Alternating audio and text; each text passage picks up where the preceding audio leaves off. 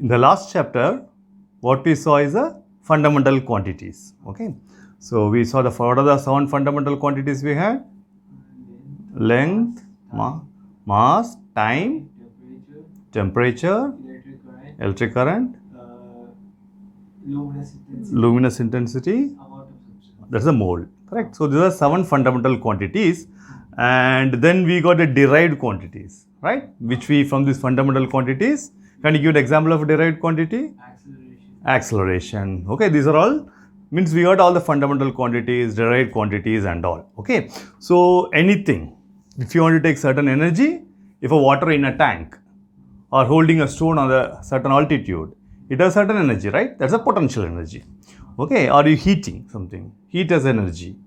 Okay, you are throwing a stone, so it has a velocity. When you shoot a bullet, it has a velocity. These all are fundamental quantities. So velocity will be some number, energy will be some joules or erg, what you call, whatever you need to use. So we have different numbers in physics. Okay, energy is a 1 unit, velocity is another unit, acceleration is another unit. So we have different unit, different quantities we had, correct?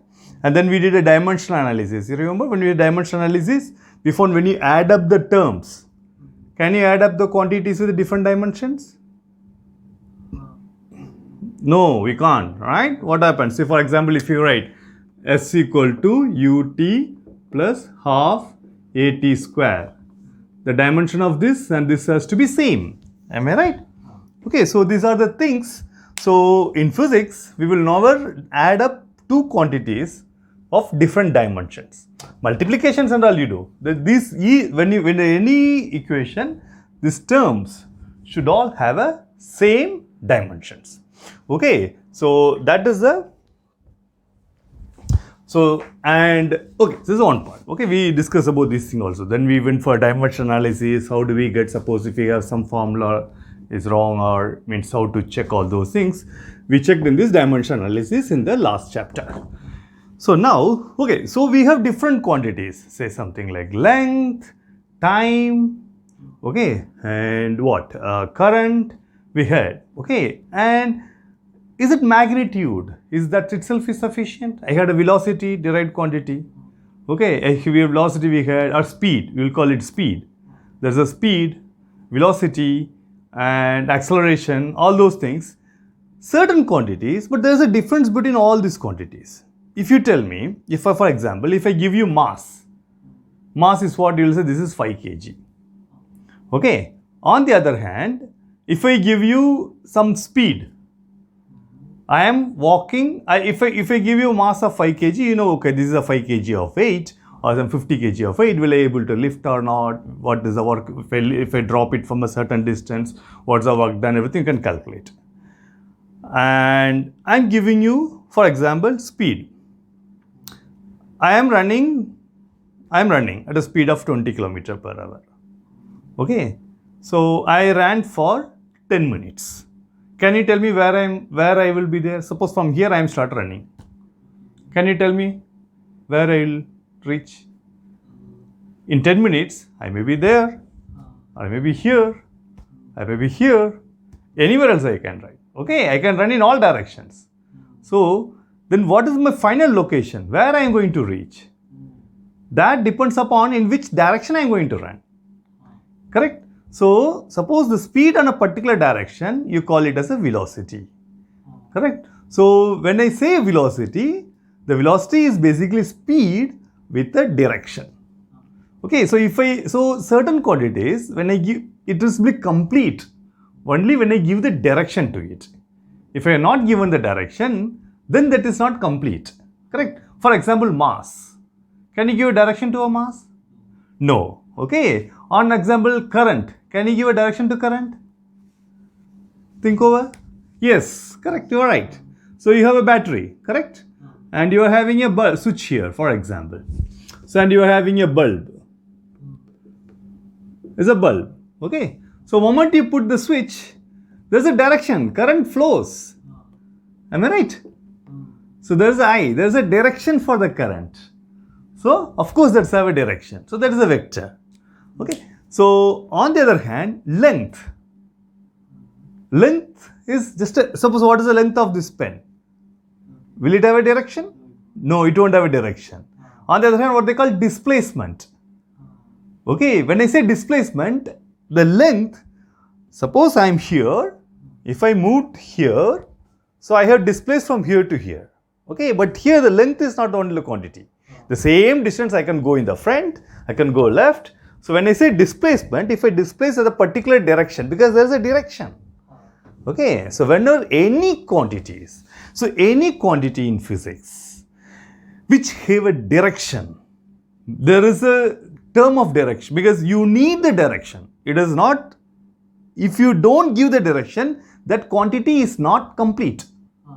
For example, energy, potential energy, mgh, somewhat. So a stone I am holding here, mgh, does it have a direction? It goes down. That once it falls down, I am just holding it. You don't have a direction. Okay, so that quantity, energy is a quantity, or for example, you can take, for example, okay, very good, here itself. This battery. Battery has a voltage, V. Does it have a direction? No. Okay, so these are the quantities. This doesn't have a direction. Okay, so just give the voltage. That is the quantity it defines. Energy, potential energy, just give the energy, joule. That's the quantity it defines.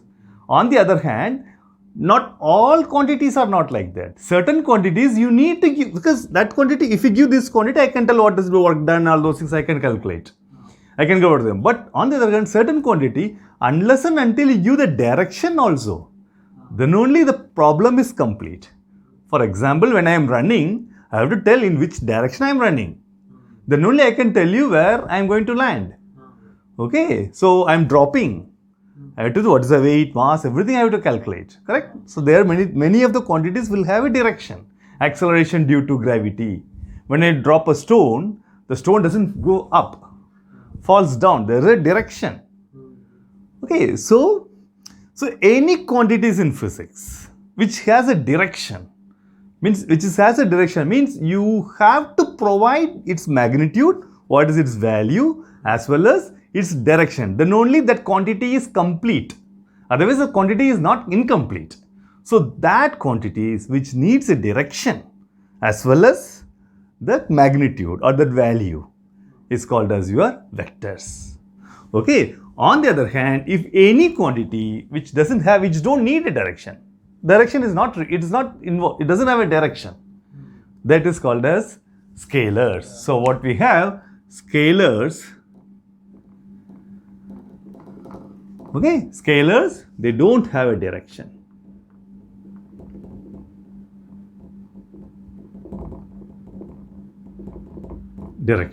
Okay, only magnitude. They have only magnitude. Magnitude means the amount. 5 kgs, 10 kgs, 20 kgs. So the number is the only thing. There you can't say 20 kgs north, 20 kg south. You can't have, right? Or I can't have. Okay. So 20 kg upwards, 20 kg downwards. It won't be there. And the moment when I say weight, weight is what? If you remember, what's the weight formula? Mass into gravity. Correct? But the moment I give weight, it has a direction downwards. Because acceleration, G is the acceleration due to gravity. Acceleration due to gravity is not upwards. It's always downwards. The moment it has a direction, then this is a vector. Okay. So this mass is a scalar quantity. Length. Length is a scalar. Length is a scalar. Only displacement. If I can, length you can see. So this length is a scalar. What is the measurement length of this pen? The length of pen is going to be same if I measure like this or like this or like this. Okay, so it's a scalar because direction is not a property for it. On the other hand, I am going to place the pen at certain location. So now the pen is displaced. Now if you ask me where is the pen, you can't say, oh, it is 20 meters from here. Because 20 meters can be above, below, here, here. Then it needs, that's a displacement. So displacement have a direction. Okay, so length, as such length doesn't have a direction. Time. Have a direction? No, time doesn't have a direction. Time is a scalar. But in later on you will see in the higher classes, time also can be treated as a vector. Okay, so that's not for you. When you go in advanced classes, you will see time can be treated as a vector, what they call in the small derivative dt, which will later on. That you will see it later on. Okay, but for time being, time is at your level, time is also a scalar. This is just a quantity. Okay, so and tell me what are example. Okay, so let us give examples of some scalars. Tell me what are the thing? Mass you had. Yeah, these are all fundamental quantities. Okay, and tell me something which is derived quantity.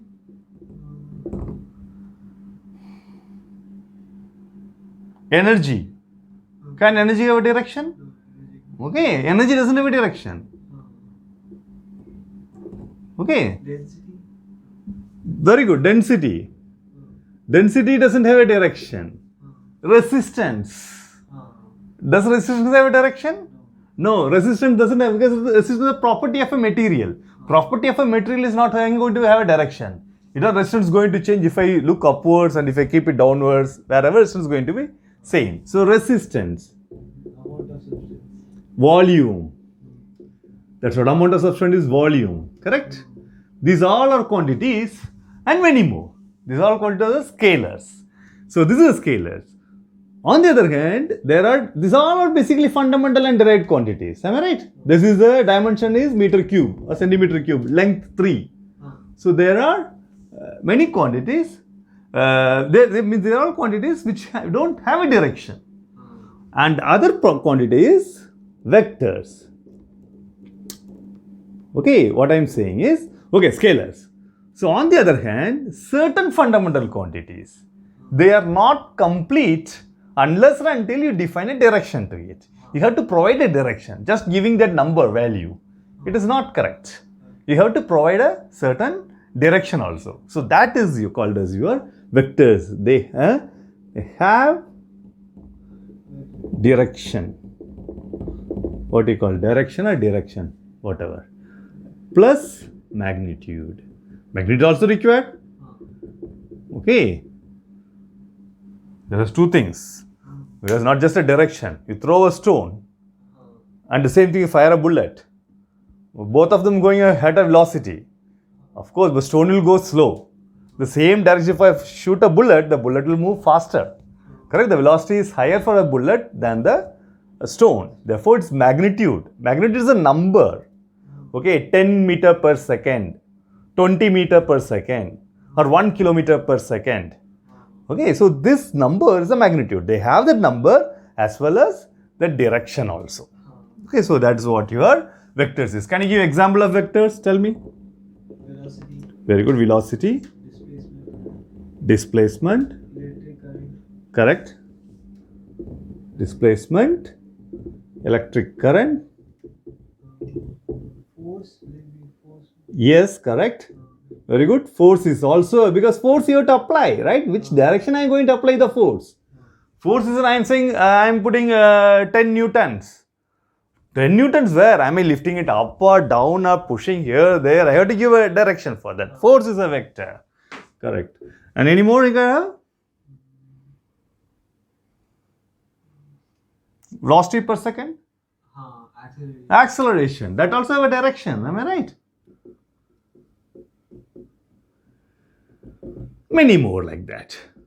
Okay, so we have lot many quantities. So these are, basically in physics, it is not just fundamental quantities and the derived quantities. They are not sufficient to understand the physics problem fully.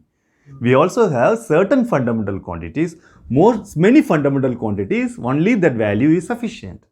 For certain fundamental quantities, unless and until you provide a direction, you will not be able to solve the problem. Okay, I am running at 10 km per hour. This is not complete. My complete is what? The physics problem what?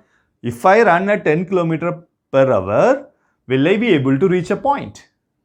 Okay, I may be having a point A, I will start running from point A, and I having a pointer running B.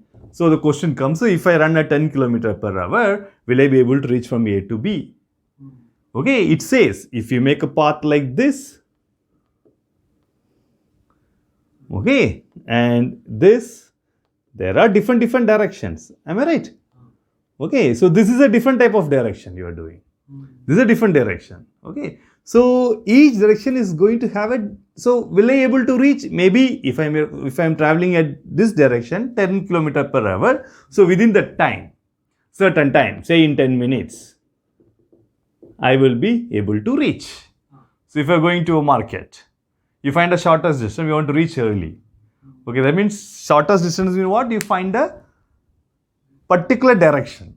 Then okay, so therefore these velocities and all, they have a direction. Okay, and that's why what happened, the problem is not complete unless and until you give the direction to those quantities. Okay, so that quantity is called as a vector. In this chapter, first we will see about the vectors and so we have a lot mathematical method because physics involves lot of mathematics. Okay, now what happens when your vectors are coming there? So your addition, normally you are doing addition of 1 plus 2 or 3, whatever mathematical operations you do, how this mathematical operation is going to change when your quantities are vectors and when your quantities are scalars. They are going to be different because when I just scalars, I can add up to a number. 20 kg plus 20 kg, I'll add up as 40 kg. 20 km per second plus 10 km per second. Okay, so will it be 30 km per second? We don't know. So because they have a direction.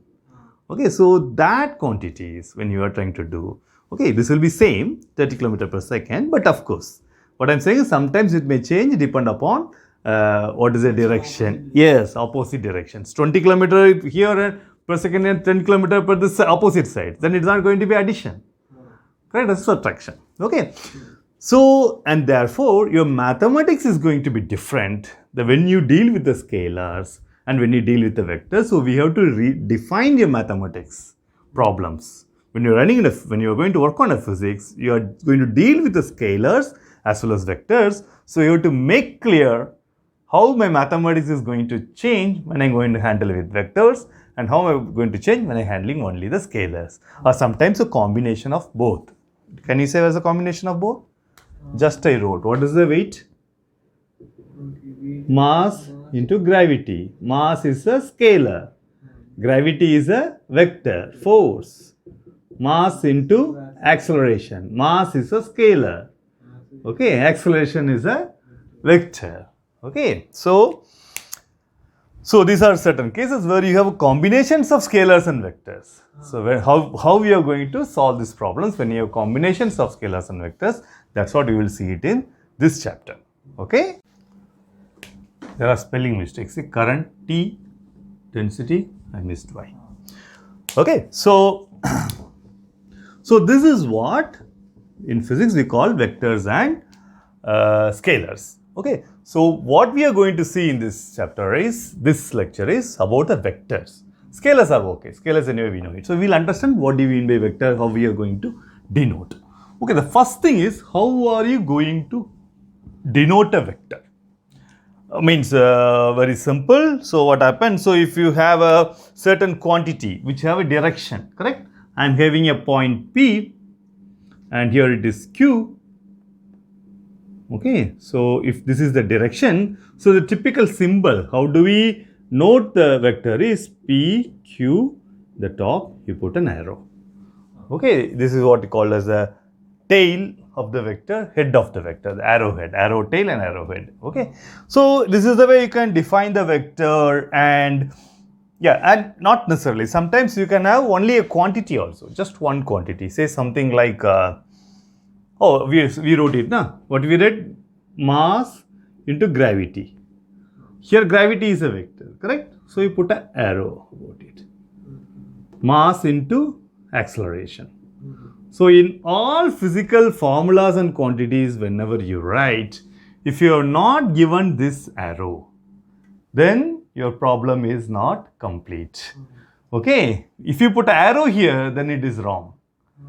Okay, any physical quantity where you put, suppose you are writing current I, okay, I will have a direction. Voltage will not have a direction. Resistance will not have a direction. Any quantity in the physics where you have an arrow above it. So that is what you call as a vector. If you don't have an arrow, that is a scalar. Okay. So this is how we denote in physics, denote a vector and scalar. Normally in the books what they do, there are other ways they do. The books what happen, when you're in the print what happen, anything which is written in bold, that is called as your a vector.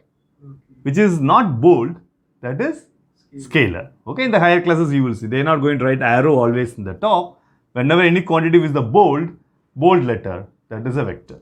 Okay, and now, okay, so there is one more quantity we can say. See, for example, PQ.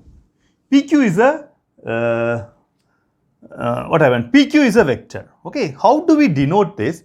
So, this is a vector, but I said vector is not just a direction. Vector has a magnitude also. Am I right? So, whether it is 10 km per second, 20 km per second. Okay, so if I suppose this is the way I am going to represent a velocity, then this is one velocity. Okay, there can be another velocity which can be faster than that, larger than that. So, then that will be something like this. P prime and Q prime. Some alphabet. Okay. So, there can be someone smaller than some velocity which is lesser in magnitude than this. Okay. Q, R and then S. Okay. Something like that. We will not write prime. T and then U. So, what happened? So, every vector, when you call a vector, it have a direction as well as a magnitude. The way how do we draw is, typically the length is something we define as the magnitude. Larger the length, larger the magnitude. Smaller the length, smaller the magnitude. Now you can see when I draw three direction, I can say this vector is larger in magnitude than this vector. This vector is larger in magnitude than this vector. Okay, with the sign, the direction you can do. Okay, and suppose I am giving you this vector. I have not given you this vector. Okay, so this vector has a direction as well as a magnitude which I am representing by the length of this one. Correct? Now I am asking, can you give me only the magnitude, only the direction? Don't give me the magnitude. I want only the direction where this quantity is going to point. So then what you will do? You have to define another quantity, right? What do you call as the magnitude of the vector? Okay, that's what. So what the symbol is? PQ. The moment if I draw like this, okay. So this is when I put two lines on the direction. What it means is a magnitude. This doesn't have a direction. PQ has a direction when you take only the length of it. So that's what's going to be a magnitude. Okay, the magnitude means what? What I say, suppose magnitude is something like that, you extract a scalar quantity from a vector. Then that scalar quantity is a magnitude. Okay, I said that 10 km per hour. Suppose I am running in a direction 10 km per hour towards north. Now if I ask you what is the speed I am running? Is speed a vector? Speed is not a vector. Okay, velocity is a vector. If I am asking, I gave you speed. So then what happened? You remove the direction. Only that speed. Okay, so that's what you call as your magnitude of the vector. Okay. Why this magnitude of the vector is important is sometimes you don't want you want only the direction where it is acting. You don't want how much what is the magnitude, only the direction. So then all you have to do is, you have to take the vector PQ, divide by its magnitude. Okay, then it gives you only the direction. Okay, this is what we call as a direction vector. Okay, we call this as a direction vector. Or sometimes we call it as a unit vector also, because what is magnitude? Tell me. 1. Correct? So it is a 1, it is just as a direction. You can call it as a unit vector also. Okay, so okay, we will come to there now. Okay, so now, so this is the way we represent a vector, the magnitude of the vector, all those things. So now let us define the type of vectors. Okay, when we say vectors, the vectors are different types also. That also we should know. Okay, so first type is what they written is zero or null vector.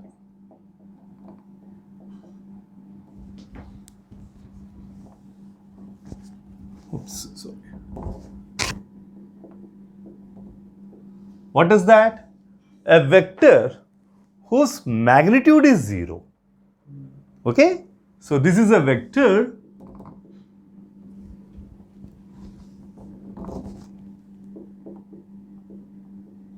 with 0 magnitude.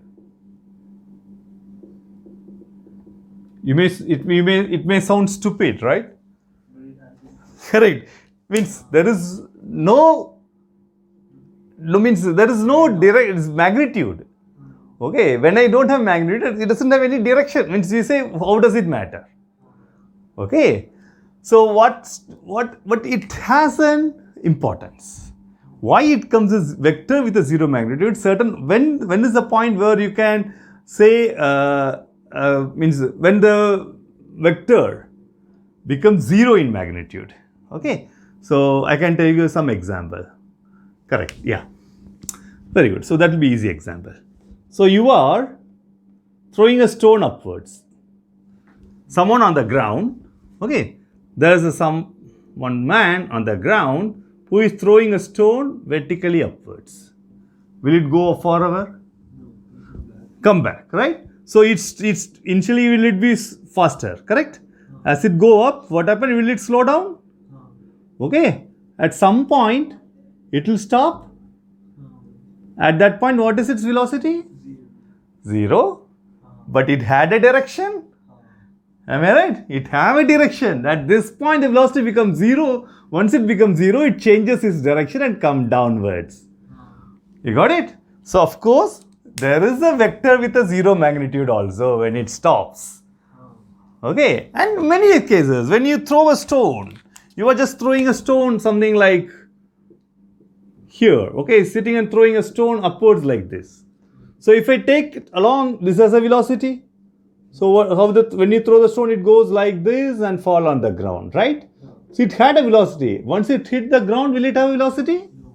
The velocity becomes 0.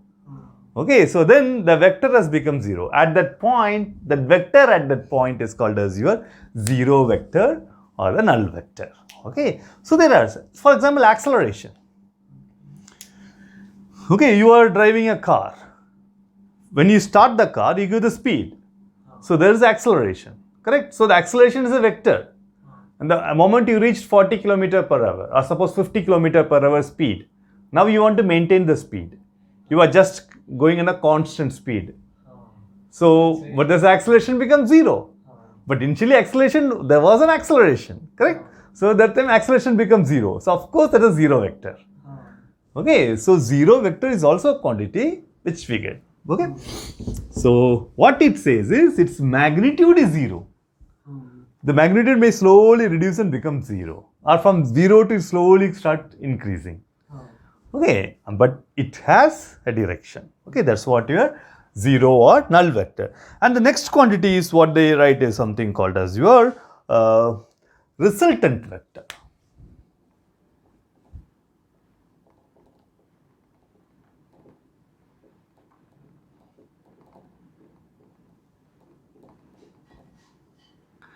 Resultant vector is interesting. What is resultant vector is, sometimes there can be a combination of vectors acting on a certain body.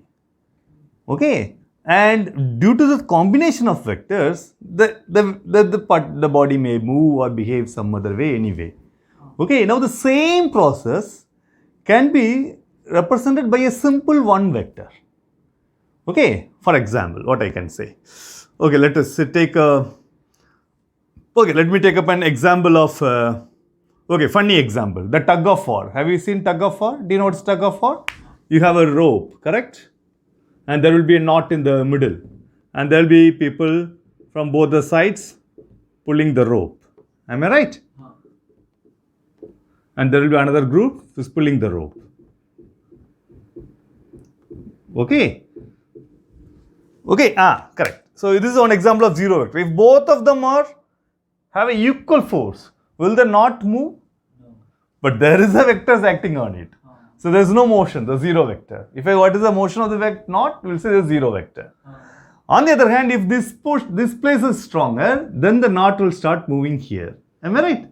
If this group is stronger, so then the knot will start moving here. Okay. So now, suppose you assume I want to just see only this knot. Okay, what am I going to see? When I see as a whole, I will see, okay, this is the resultant of these two vectors I am moving. If you want to see only this knot, what I can see is nothing happening, the knot is just moving. Either this direction or this direction. I don't have to really consider about all these people pulling on both the sides. I can consider there is a knot and it's having a velocity which is moving on any of the direction. Okay, that's a resultant vector because of the combination of vectors. There are many things. Another example I can give you. That is, okay, catapult. You know what's a catapult? You have this Y-shaped rod, okay, and you have an elastic band here with something, and you put a stone there and pull and leave it, right? So suppose let us take when you pull the stone.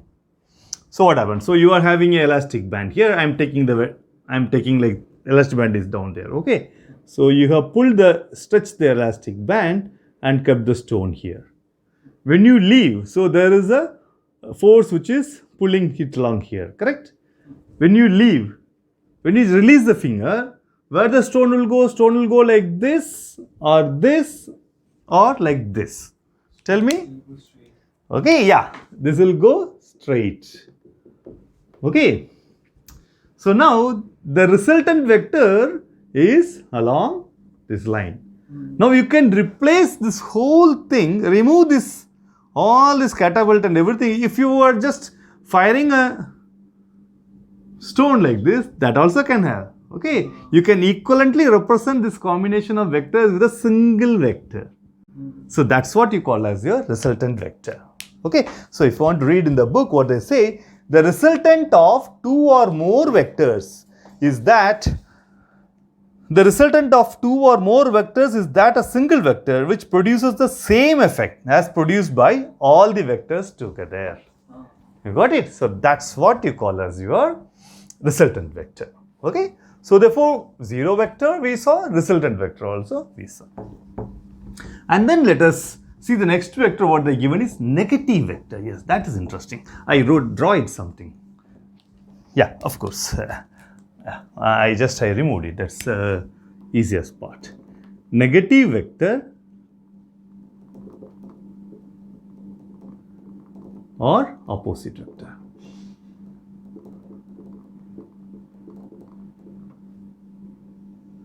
I just gave an example of the tug of war. Okay, what's the tug of war? That rope, right? So this is a knot here and the people are here pulling. Okay? And then here are some people are pulling it from here and okay. So now if both the forces are equal, will they not move? No. Okay, in that case, there is a one force. These people are pulling the knot towards this direction, in this direction, as well as there's another one point people are pulling in this direction. So now they both are equal. Therefore, the knot is stationary. Okay, so then these two vectors, they are opposite in direction, negative. Okay, and the length will be exactly same. Am I right? Because both of them are of same magnitude. That's why knot is stationary. Now let us assume this part is weaker. So if it is weaker, then these people are stronger. Then the knot will start moving along this direction with certain velocity. Correct? Now this velocity will be, what is the velocity is going to move is depending upon what is the how much the difference in the force or acceleration, whatever you call. Okay, you understand what I'm saying, right? So that open. So if these people are not there, if the people are pulled out, this is not out of mode of the higher acceleration. Okay. Now since these people are there, so there is a negative force which acting to pull you. That's why this knot is moving slow. Correct? So this is what happens. So this is the negative vector. So the vector which is opposite to any given vector, which is going to reduce the which actually what happens, it actually reduces the magnitude of the resultant vector. That vector will have the same magnitude. This vector, but the resultant vector is going to have a magnitude lesser because of the negative vector along with it. Okay, that vector, the opposite vector, that's what called as your negative vector or opposite vector. Okay, so what it says is a negative vector of a given vector is a vector. Okay, they said here is the same magnitude. This is the same magnitude but opposite direction to that of a given vector. Okay, but here they written same magnitude, but vector sometimes you cannot be in the same magnitude, it will be stationary. Okay, if it otherwise negative vector always subtracts. Okay, so that is the negative vector they have written, and the other thing they call is the equal vector. Okay, the same thing. Equal vector is what? Same direction. Okay, so Addition of. yes, addition of two things.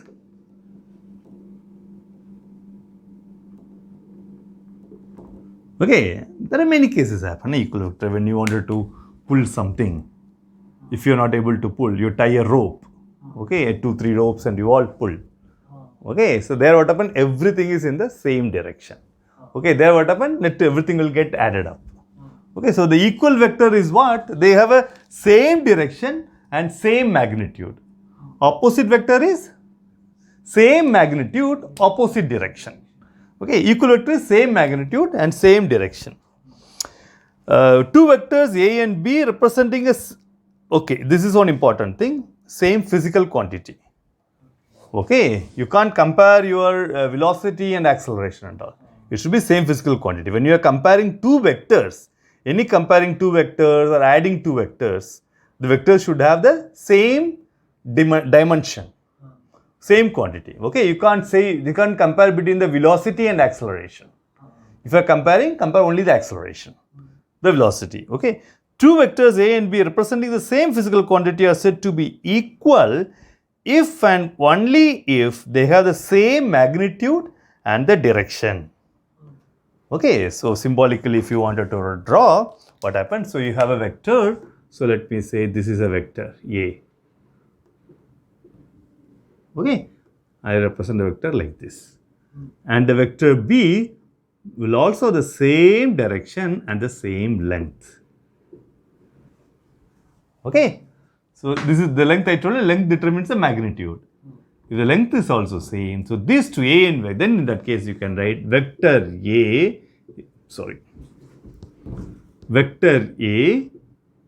is equal to vector B. Okay, correct. And then, okay, and they have another vector, that is your position vector. The other one is what? Position vector.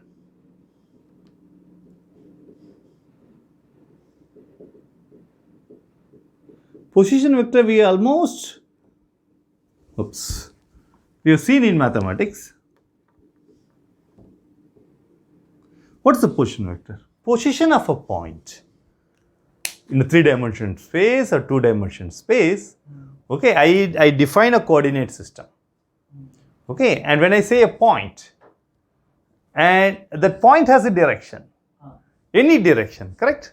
So that is called as your position vector. And why position vector is important is, right, yeah. So in a 3-dimensional space, for example, okay, let us see it in 2 dimensions. Position vector is what? We have this coordinate system which we saw in the mathematics class, right? So what happened? So this is your x and this is your y, and you had any point P, correct? So point P, so the point P will have a direction, right, from the origin. So this vector is called as a position vector. Okay, usually how do we denote position vector is a combination of two vectors. Can you see that? Because what we write? We write say some x comma y, where the x is this one. So x have this direction. We have always arrow here, correct? X. The opposite vector is this. Okay, and similarly here we have y, correct? This also have a direction. Okay, so this is what we call as a position vector. Okay, and there's an important thing with the position vector. This vector can be resolved. We will see that. Okay, and a vector which gives position vector is what? A vector which gives a position of a particle at a point with respect to the origin of a chosen coordinated system is called as your position vector. Okay, now as a point, so I am giving a point here. If this is where I am standing is the origin, it's having a direction. So now each point is having a direction. So that vector, okay, so that vector is called as your position vector. And the other important next point is interesting. That is called, I already told you, unit vector. Am I right? What is a unit vector I told you? The length will be 1, correct? That basically gives a direction. Oops, sorry.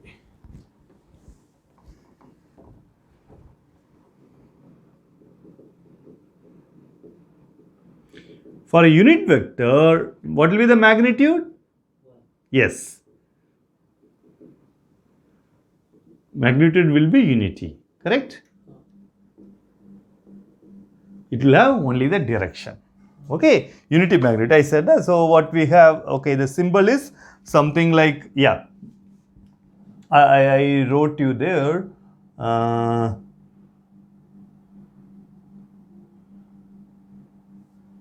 Okay, what they have is a symbol, they have used a symbol. Suppose if you have some m is a vector, okay, what is its magnitude? M. Am I right? So now what I said, the unit vector is what? This vector m divided by the magnitude of the vector. This is a unit vector. And the symbol they give is u. Okay, will u be a vector?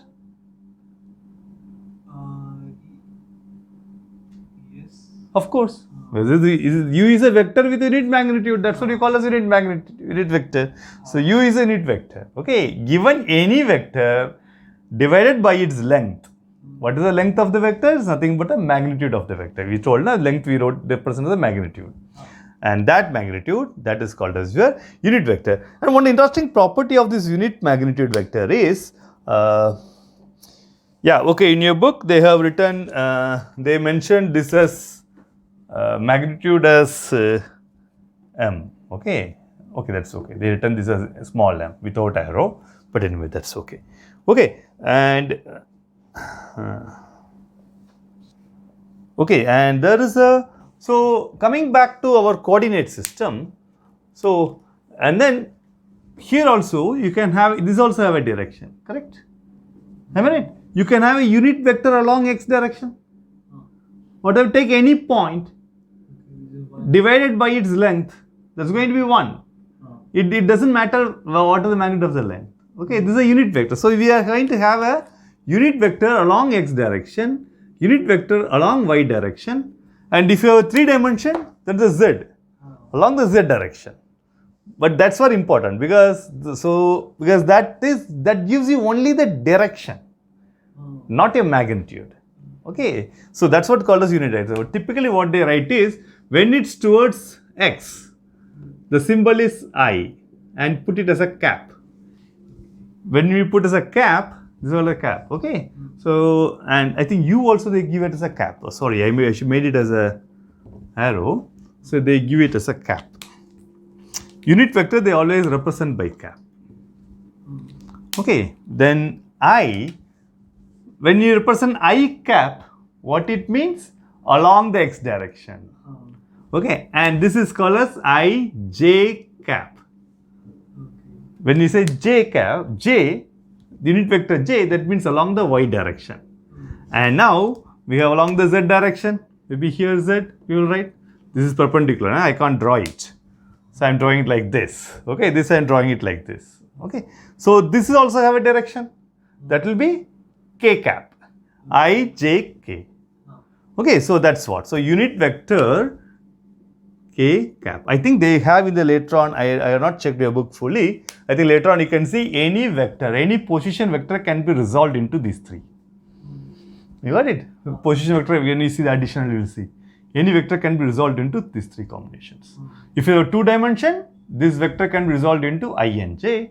If it was a 3 dimension, that vector can be resolved into I, j and k. Okay. So yeah, that's what they given. And okay, and if you wanted to write down in this form, so what will you write? Tell me. So if your I vector, I cap will be x vector divided by the length of the vector. Am I right? And the j vector cap will be what? Y vector divided by the magnitude of the y vector. And the k cap will be z vector divided by magnitude of the z vector. You got it? So this is how you represent the unit vector. Okay, and it's in coordinate system. Okay, so we will stop with this. Tomorrow we will see. So we have got all the definition. Now what you know what do you mean by scalars, what do you mean by vectors, and what are the types of vectors we know. Now we will see, next we will see operations using vectors. When I am going to, how I am going to do the mathematical operations using the vectors, because after all we want to do that. That's why defining it. Okay, that we will see it in the tomorrow's class. Okay. So it's a good question. What you have, your question is V equal to IR. We have, right? So I equal to V by R.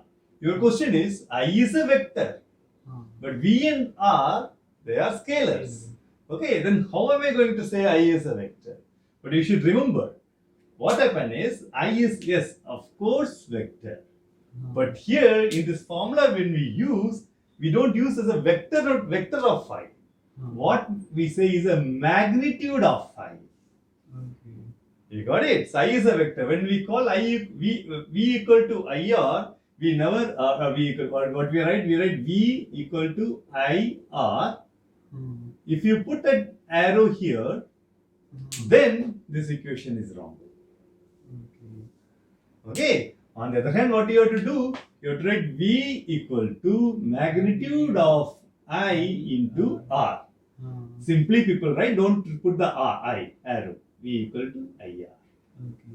You got it? So that's what. This is what. That's what all the important part we will see. Why we have to define this magnitude is that there are sometimes the quantities which involves the vector, but the final quantity is a scalar. That means that those places we have to, what you have to do is you have to use only the magnitude of the vector. You got it?